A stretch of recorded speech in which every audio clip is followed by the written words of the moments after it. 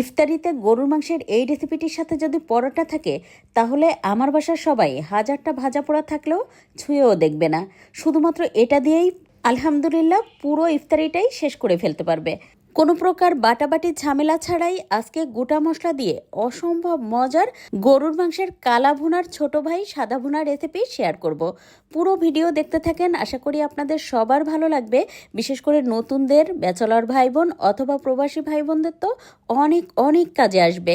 তাই ভিডিওটা শেয়ার করে রেখে দিবেন আপনার টাইমলাইনে, এতে করে রেসিপিটি তৈরি করার আগে একবার একটু দেখে নিয়ে তারপর তৈরি করতে পারবেন। আর হ্যাঁ, আজকের ভিডিও কে কোথা থেকে দেখছেন চাইলে আমাকে কমেন্ট করে জানাতে পারেন। আজকের রান্নার জন্য সমস্ত মশলাগুলো আমি কেটে নেব। তার জন্য এখানে আমি আগেই 3টা রসুন ভালোভাবে ছিলে পরিষ্কার করে রেখেছি। সাথে দিয়ে দেব 1 কাপ পরিমাণ পেঁয়াজ কুচি। তার জন্য আমি বেশ কয়েকটা পেঁয়াজ কেটে নিয়েছি। আমি যদিও আপনাদের সাথে 3টা পেঁয়াজ কেটে শেয়ার করেছি, কিন্তু আমি এখানে 7-8টা পেঁয়াজ আগেই কেটে নিয়েছিলাম। সাথে দিয়ে দেবো 2 ইঞ্চি পরিমাণ আদা, তার সাথে বেশ বড় সাইজের একটা টমেটো কেটে নিয়েছি, আরও নিয়েছি কয়েকটা কাঁচামরিচ। আজকের রান্নার জন্য এখানে প্রায় 1 কেজি পরিমাণ গরুর মাংস নিয়েছি। আর এখন এর মধ্যে কেটে রাখা মশলাগুলো দিয়ে দেবো। এখানে কিন্তু পেঁয়াজের পরিমাণটা একটু বাড়িয়ে দেবেন, তাহলে গ্রেভিটা একটু বেশি হবে, খেতেও অনেক বেশি ভালো হবে। যেহেতু আমরা গোটা মশলা দিয়ে করছি, তাই পেঁয়াজের পরিমাণটা অবশ্যই একটু বাড়িয়ে দিয়ে করবেন।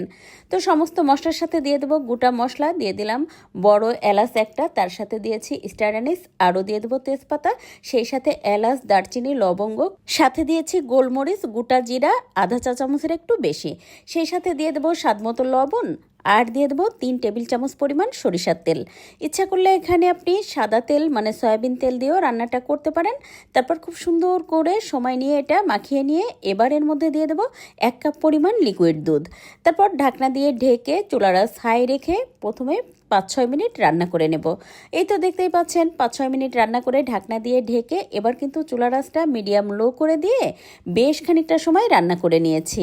তো এই তো বেশ খানিকটা পানিও উঠে গেছে, আর একটুও কিন্তু পানি দেব না। এই পানিটা দিয়েই কিন্তু আমি পুরো মাংসটা সিদ্ধ হওয়া পর্যন্ত রান্না করব। এ পর্যায়ে দিয়ে দিলাম গোটা দেশি রসুন 2টা। তারপর চুলার আঁচ একেবারে লো করে দিয়ে প্রায় 40 মিনিট মতো এটা আমি রান্না করে নিয়েছি। এখন ঢাকনা খুলে এর মধ্যে দিয়ে দেবো 1 টেবিল চামচ পরিমাণ ঘি। আর সবশেষে কিন্তু অবশ্যই 1 টেবিল চামচ পরিমাণ ঘি দেওয়ার চেষ্টা করবেন, এতে করে ঘ্রাণটা এত ভালো হয়, খেতে অপূর্ব স্বাদ হয়। আর দেখতেই পাচ্ছেন 5-6 মিনিট ঢাকনা দিয়ে ঢেকে রান্না করে নেওয়ার পরে ঝোলটা কিন্তু একেবারে শুকিয়ে যেয়ে তেলটা উপরে উঠে আসছে। ঠিক এভাবেই এই রেসিপিটি করলে খেতে অপূর্ব স্বাদ হয়। একবার হলেও তৈরি করে দেখবেন। আর এটা তো সাদা ভাত, রুটি, পরোটা, পোলাওর সাথে খেতে দারুণ লাগে। আজকে আমি ইফতারিতে পরিবেশন করব এটা পরোটা দিয়ে। আপনি চাইলে এটা নান রুটি দিয়েও পরিবেশন করতে পারেন, আবার সাদা পোলাও দিয়েও এটা পরিবেশন করতে পারেন।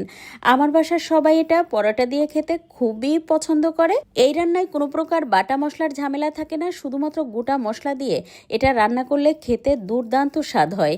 যখন একটু করে রসুন চিপে খাচ্ছিলাম তখন রসুনটা মনে হচ্ছিল মাখনের মতো। তাই আমি আপনাদেরকে বলবো এই রেসিপিতে 2-3টা রসুন অবশ্যই দিবেন। আজ এ পর্যন্ত, কাল আবার নতুন কোনো ভিডিও নিয়ে দেখা হবে ইনশাল্লাহ।